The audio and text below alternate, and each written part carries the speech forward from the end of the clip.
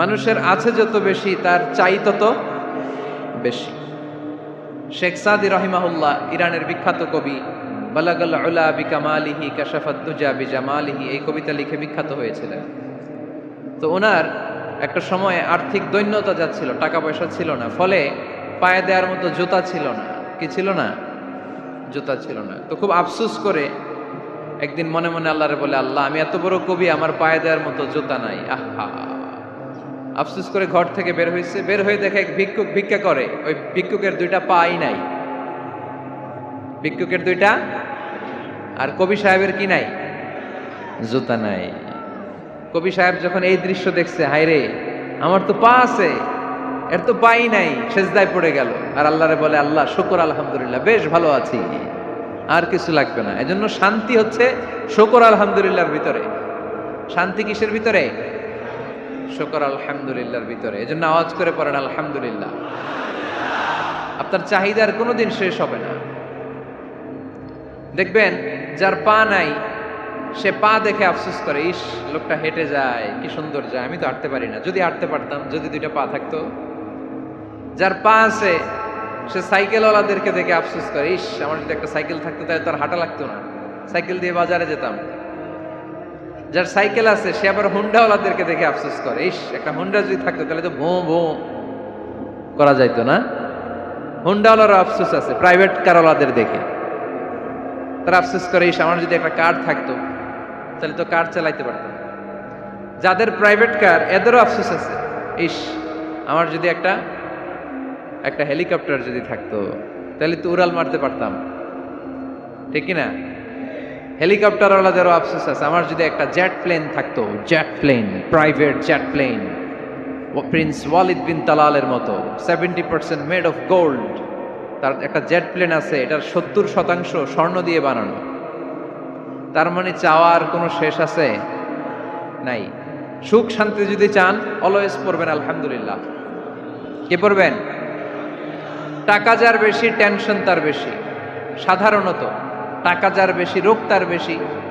টাকা যার বেশি, শান্তি তার কম। আপনি খোঁজ নিয়ে দেখেন, 1000 কোটি টাকার মালিক, ঘরে শান্তি নাই। স্ত্রীর সাথে মনোমালিন্য, স্ত্রী যায় একদিকে, উনি যায় আরেকদিকে। পোলায় কই যায়, পোলায় নিজেও জানে না, মেয়ের অবস্থা খারাপ, আরেক ছেলের সাথে হাঁটে। তো এই হচ্ছে এদের লাইফস্টাইল। সবাই না, আল্লাহওয়ালা যারা তারা ভিন্ন।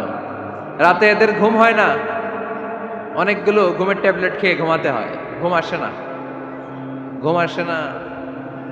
কিন্তু রিক্সাওয়ালা, কুলিওয়ালা, দিনমজুর, এদের রোগ বালাই আছে? কথা বলেন। খাওয়ার সমস্যা আছে, ঘুমের সমস্যা আছে, শুইলেই ঘুম আসে, যেখানে রাইত ওইখানেই গাই। ঘুমাইতে দেরি, নাক ডাকতে দেরি হয় না, ওর নাকের ডাকের আওয়াজে ট্রাকের ইঞ্জিনও ফেল। শান্তির ঘুম। এই জন্য সবসময় শান্তি খুঁজতে হবে। কি খুঁজবো? শান্তি দেওয়ার মালিক কে? আল্লাহ তুমি এই দেশটাকে শান্তিময় করো। আসুন আমরা সরাসরি কোরআন থেকে শুনি, কারণ কোরআন থেকে শুনলে বরকত বেশি না কম? আরো জোরে বলেন, বেশি না কম? এটা এমন একটা কিতাব যে কিতাবে কোনো ভুল নাই। আছে? সন্দেহ আছে? সংশয় আছে? মুত্তাকিনদের জন্য এই বইটারে হেদায়েতের কিতাব করে নাজিল করলো কে? যালিকাল কিতাবু লা রাইবা ফি হুদাল লিল মুত্তাকিন। This is the book, the most authentic and original book in the world, whereof there is no doubt in it, and a guidance to those who are muttaqin. এটা এমন বই যে বইয়ে কোনো ভুল নাই, কোনো সন্দেহ নাই, কোনো সংশয় নাই। মুত্তাকিনদের জন্য এই বইটারে হেদায়েতের কিতাব করে পাঠালো কে? আবার আল্লাহ বলেন, কিতাবুন আনজালনাহু ইলাইকা লিতুখরিজান নাসা মিনাজ-যুলুমাতি ইলান-নূর। নবী হে, এই কিতাবকে আমি নাজিল করেছি অন্ধকারাচ্ছন্ন মানুষগুলোকে আলোর পথ দেখাতে, বামপন্থী গুলারে ডানপন্থী বানাতে, জাহান্নামী গুলারে জান্নাতি বানাতে। এই কিতাব যদি কেউ পড়ে, সে মানুষের মতো মানুষ হয়। ওই মানুষ কখনো অন্যায় করে না। এই কিতাব যে পড়ে এবং মানে, এই কিতাবের শিক্ষাকে যে নিজের মধ্যে ধারণ করে, সে কখনো মিথ্যা বলে না, মা বাবার সাথে বেয়াদবি করে না। ওই আলোকিত মানুষটা কখনো টেন্ডারবাজি করে না, চাঁদাবাজি করে না, দুর্নীতিতে চ্যাম্পিয়ন হয় না, ক্যাসিনো ব্যবসায় নামে না। এই কোরআন যারা বুকে ধারণ করে এরা কোনোদিন পেঁয়াজের দাম বাড়ায় না, জোরে বলেন ঠিক কিনা? এরা কখনো তাদের কোনো কাজে জনমানুষের ক্ষতি করে না। এরা সব সময় কল্যাণের পক্ষে, এরা মানবতার পক্ষে, এরাই হচ্ছে আলোকিত মানুষ, ঠিক কিনা? মানুষ হওয়া পৃথিবীতে বড় কঠিন। খালি চোখে যা দেখেন এগুলো মানুষ না, এগুলো জনসংখ্যা। এগুলো কি? এজন্য বলা হয় বাড়ছে জনসংখ্যা, কমছে মানুষ। বাড়তেছে কি, কমতেছে কি? মানুষ। গরুর পেট থেকে বেরোলেই ওটা গরু হয়ে যায়, ছাগলের পেট থেকে বেরোলেই ওইটা ছাগল হয়ে যায়, মুরগির পেট থেকে বেরোলেই ওইটা মুরগি। কিন্তু মানুষের পেট থেকে বেরোলেই ওটা মানুষ হয় না, ওটার মানুষ বানাইতে হয়, তাই না? আবার গরুকে কেউ কোনোদিন বলে না এই তুই গরুর মতো গরু হ, বলে? শরীয়তপুরে আপনারাও বলেন না? ছাগলরে কেউ কোনোদিন বলছে এই তুই ছাগলের মতো ছাগল হ, কিন্তু মানুষকে বলা হয় তুমি মানুষের মতো মানুষ হও। কোরআন পড়লে মানুষের মতো মানুষ হওয়া যায়, ঠিক কিনা? এই দুনিয়া এখন তো সেই দুনিয়া নাই, মানুষ নামের মানুষ আছে দুনিয়া বোঝাই, সেই মানুষের ভিড়ে আমার আসল মানুষ নাই, ঠিক কিনা? আসল মানুষের বড় অভাব, মানুষের মতো মানুষ খুঁজে পাওয়া দুষ্কর। এই কোরআন এসেছে আমাদেরকে মানুষের মতো মানুষ বানাতে। এজন্য এই কোরআন থেকে শুনলে লাভ না লস? কোরআনের সাথে আমাদের সম্পর্ক বাড়াতে হবে, প্রতিদিন কোরআন তেলাওয়াত করতে হবে। আপনারা করেন?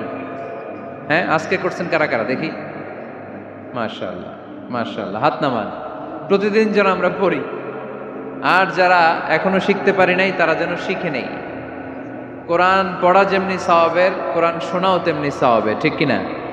কোরআন শুনলে রহমত নাজিল করে কে? ওয়াইদা কুরিআল কুরআন ফাসতামিউ লাহু ওয়া আনসিতু লাআল্লাকুম তুরহামুন।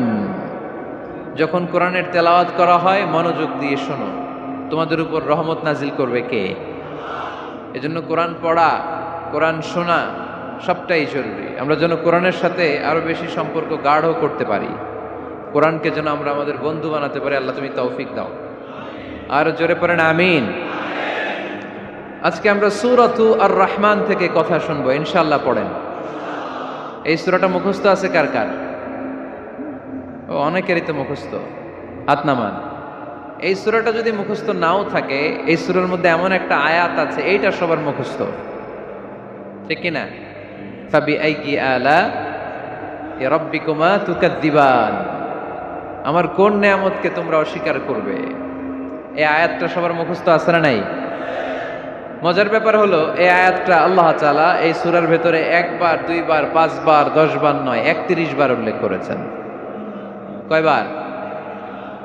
10 বার বললেও তো হইতো, 20 বার বললেও তো হতো, 31 বার বললেন কেন? তার মানে এটা জরুরি, এটার সিগনিফিক্যান্স, তাৎপর্য অনেক বেশি। যেই জিনিস যত গুরুত্বপূর্ণ এটা বারবার বলতে হয়, ঠিক কিনা?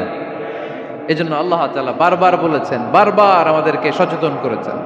ফাবিআইয়ি আলাই রাব্বিকুমা তুকাদ্দিবান, আল্লাহ বলেছেন এই মানব জাতি আর জিন জাতি আমার কোন নিয়ামতকে তুই অস্বীকার করবি বল। কোন নিয়ামতকে অস্বীকার করবেন বলেন? আল্লাহর কোন নিয়ামতকে অস্বীকার করার কোন সুযোগ আছে? ওয়া ইন তাউদ্দু নি'মাতাল্লাহি লা তুহসুহা ইন্নাল ইনসানা লাযালুমুন কাফার। যদি আমার নিয়ামতগুলো গুনতে শুরু করে দাও, গুনতে গুনতে তোমার জীবন শেষ হয়ে যাবে, হায়াত ফুরিয়ে যাবে। আমি আল্লাহর নিয়ামত গুনে কশিনকালেও তোমরা শেষ করতে পারবে। সাগরের জল যদি কালি হয়ে যায়, গাছের পাতা যদি খাতা হয়ে যায়, সাগরের জল নামক কালি দিয়ে গাছের পাতা নামক খাতার উপরে যদি আল্লাহর প্রশংসা লিখতে শুরু করে দেন, আল্লাহ বলে গাছের পাতাও ফুরিয়ে যাবে, সাগরের জলও ফুরিয়ে যাবে, কিন্তু আমার প্রশংসা করে তোমরা শেষ করতে পারবে না। এজন্য আল্লাহর প্রশংসা করতে হবে বেশি বেশি নাকি কম কম? কম কম না বেশি বেশি? ফাবিআইয়ি আলাই রাব্বিকুমা তুকাদ্দিবান, আমার কোন নিয়ামতকে তোরা অস্বীকার করবি বল। O mankind and jinnkind, which of my mercy and blessings you wanna deny?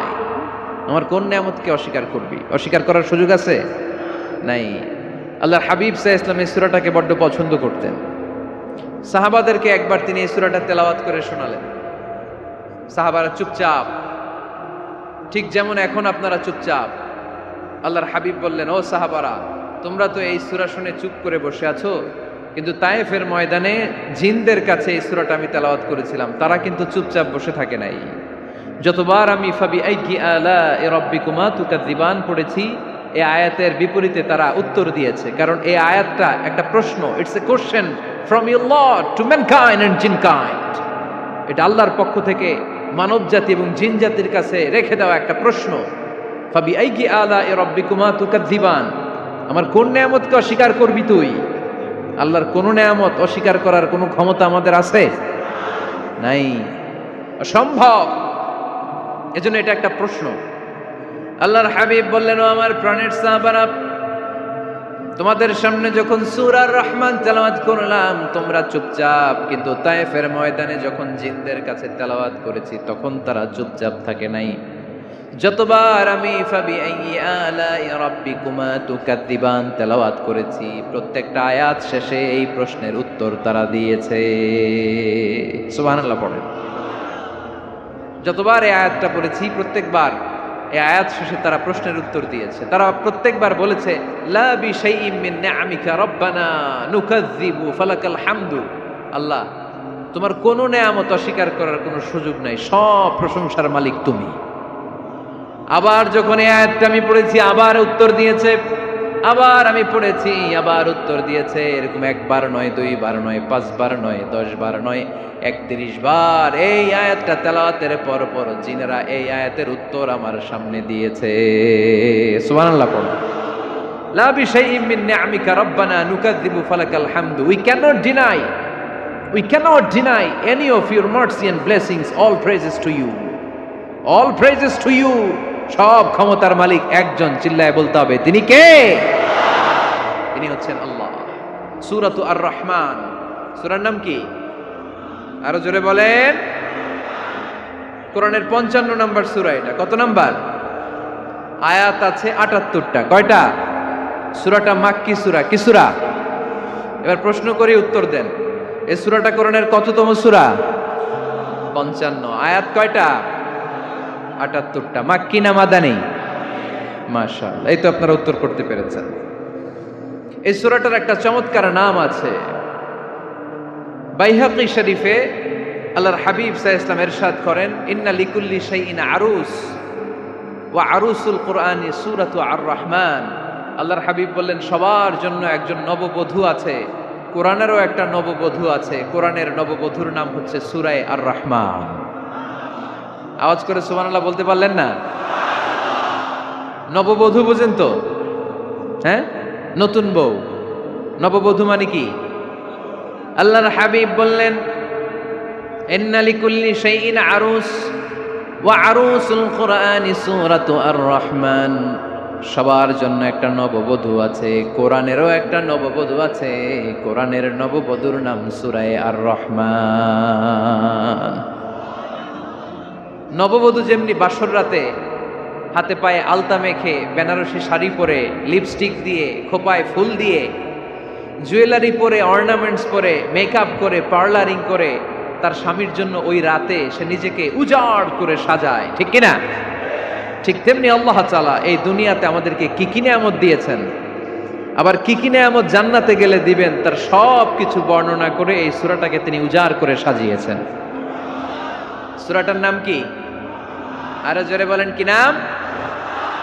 আর রহমান। একটা দুর্বল বর্ণনায় এসেছে, দুর্বল বর্ণনায়, যে আল্লাহ তাআলা, স্বয়ং আল্লাহ তাআলা জান্নাতে জান্নাতীদেরকে এই সূরা আর রহমানটা নিজ কণ্ঠে তেলাওয়াত করে শোনাবেন। আমরা আল্লাহর কণ্ঠের তেলাওয়াত শুনতে চাই কি চাই না? আল্লাহর তেলাওয়াত কি আমাদের মতো তেলাওয়াত? আল্লাহ দেখতে কি আমাদের মতো? লাইসা কামিসলিহি শাই, তার মতো কেউ নাই। তার মতো কেউ আছে? তার মতো কেউ নাই। তিনি তার মতো। তিনি কার মতো? তিনি তার মতো। লাইসা কামিসলিহি শাই। জান্নাতীরা যখন জান্নাতে ঢুকবে, আল্লাহ তাআলা প্রশ্ন করবেন, ও জান্নাতীরা, এই কোরআনে যত নাজ নেয়ামতের বর্ণনা দিয়েছিলাম তার সবগুলো কি তোমরা পাই টু পাই বুঝে পেয়েছো? জান্নাতীরা বলবে পেয়েছি।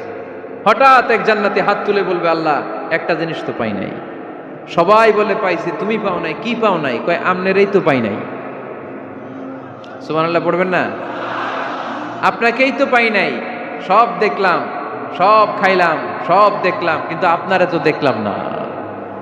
আল্লাহ তাআলা তখন বিশাল জান্নাতের এক কনফারেন্স রুমে সবাইকে বসিয়ে আল্লাহর দিদার মানুষকে দেখাবেন। আল্লাহ তাআলা তার গোপন সৌন্দর্যকে সেদিন জান্নাতীদের সামনে প্রকাশ করে দিবেন।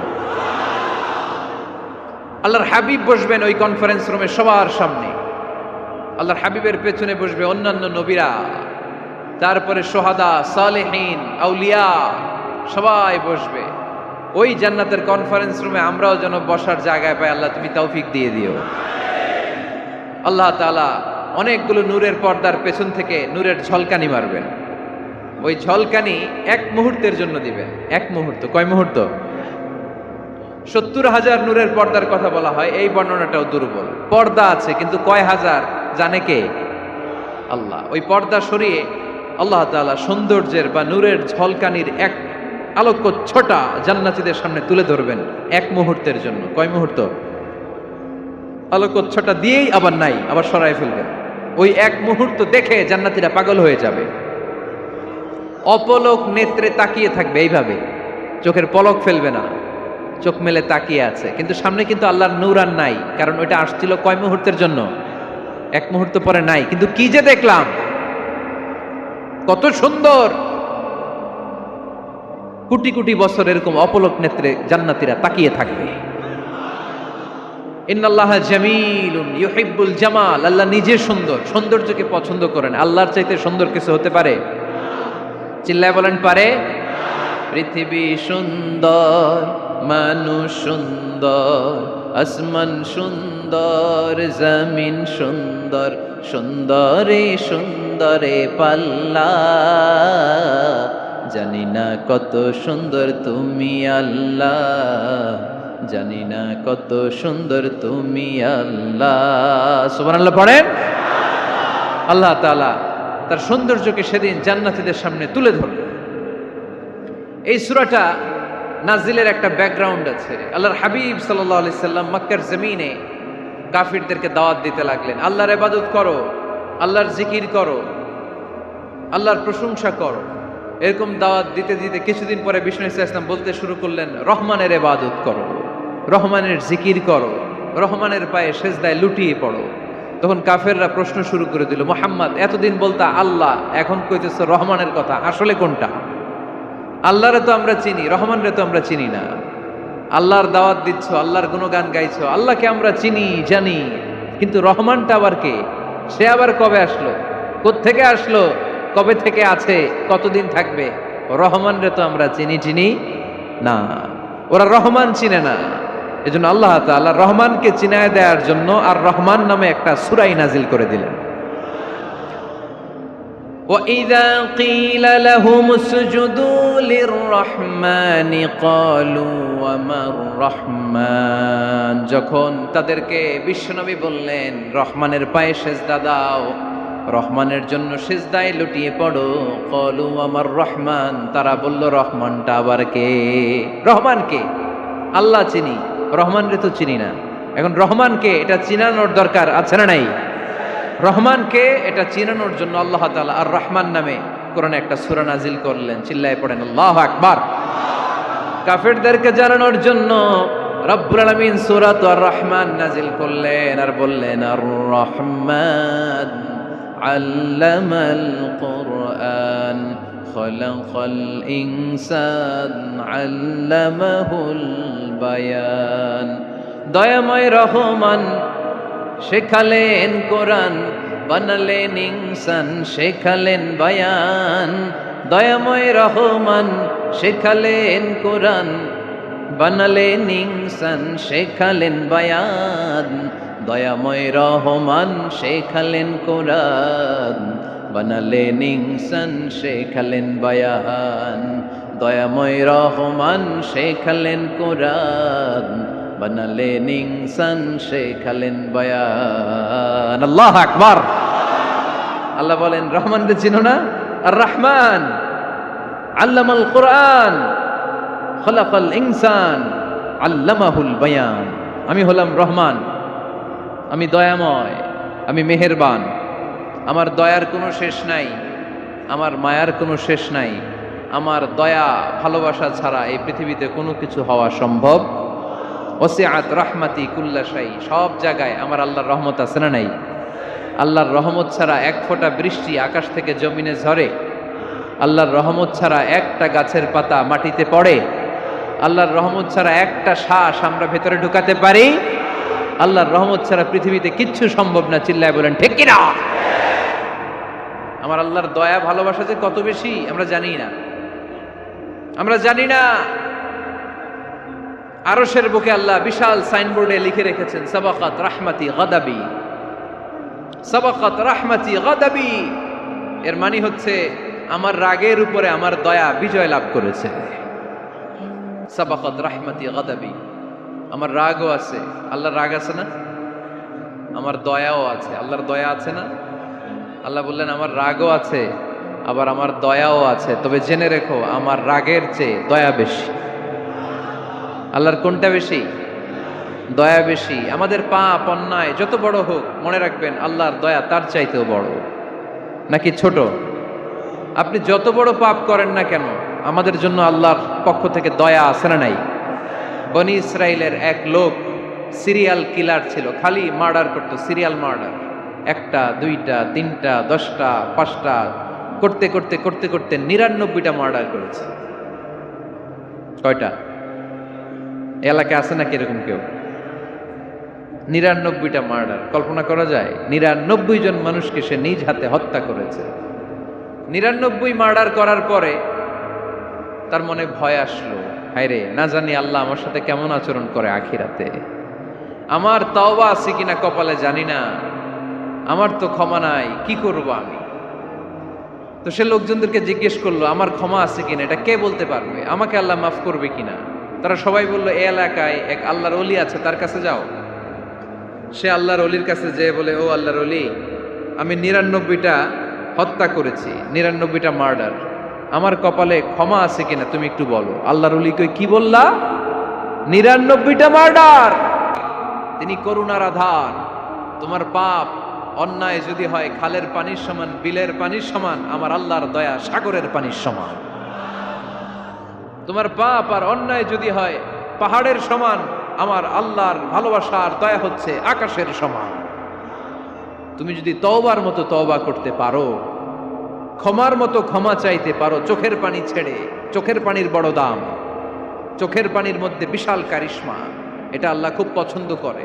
2 ফোঁটা পানি আল্লাহ পছন্দ করে। এক, জেহাদের ময়দানে শহীদের গা বেয়ে ঝরে পড়া রক্তের ফোঁটা। 2 হচ্ছে অনুতপ্ত বান্দার চোখের পানির ফোঁটা।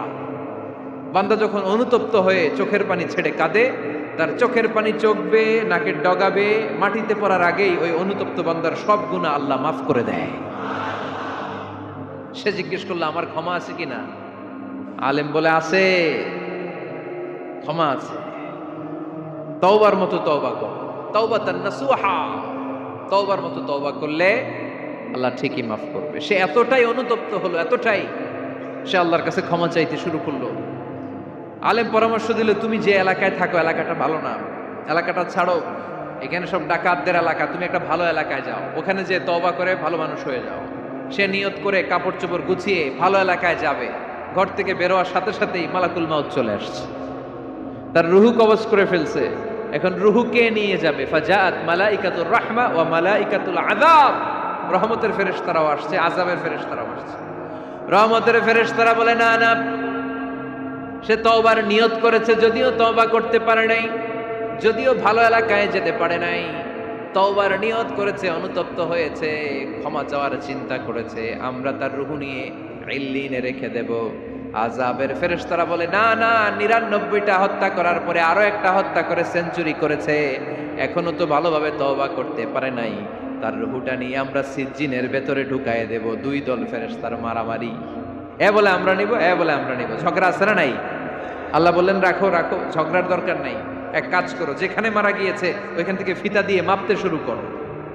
ভালো এলাকাটা যদি কাছে হয় জান্নাতের ফেরেশতারা নেবে। খারাপ এলাকা যদি কাছে হয় জাহান্নামের ফেরেশতারা নেবে। খারাপ এলাকা তো একেবারেই কাছে, ঘর থেকে বের হওয়ার সাথে সাথে মৃত্যু হয়েছে। আর ভালো এলাকা তো অনেক দূর। আল্লাহ জামিনটারে আদেশ দিলেন, জামিন এই অনুতপ্ত বান্দার জন্য তুই ভালো এলাকাটা কাছে চলে আয়। ভালো এলাকাটার জামিনটা তুই সংকুচিত হয়ে যা। যদিও ঘর থেকে বের হয়েছে একেবারে কাছে, খারাপ এলাকা হাজার হাজার মাইল দূরে চলে যা। ফিতা দিয়ে মাপ দিয়ে দেখে, সর্বনাশ, ভালো এলাকাটা তো একেবারেই কাছে, খারাপ এলাকাটা অনেক দূরে। আল্লাহর ফয়সালা অনুযায়ী রহমতের ফেরেশতারা তার রূহকে নিয়ে জান্নাতের ভিতরে ঢুকিয়ে দিয়েছে। 99টা হত্যা করার পরে আরো একটা হত্যা করে সেঞ্চুরি, 100টা খুন করছে। আপনি কয়টা করছেন? আমি কয়টা করছি?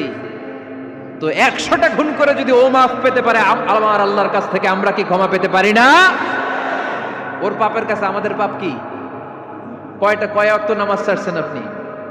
কয়টা মিথ্যা কথা বলছেন? কতবার ঘুষ খাইছেন? কত টাকা সুদে লাগাইছেন?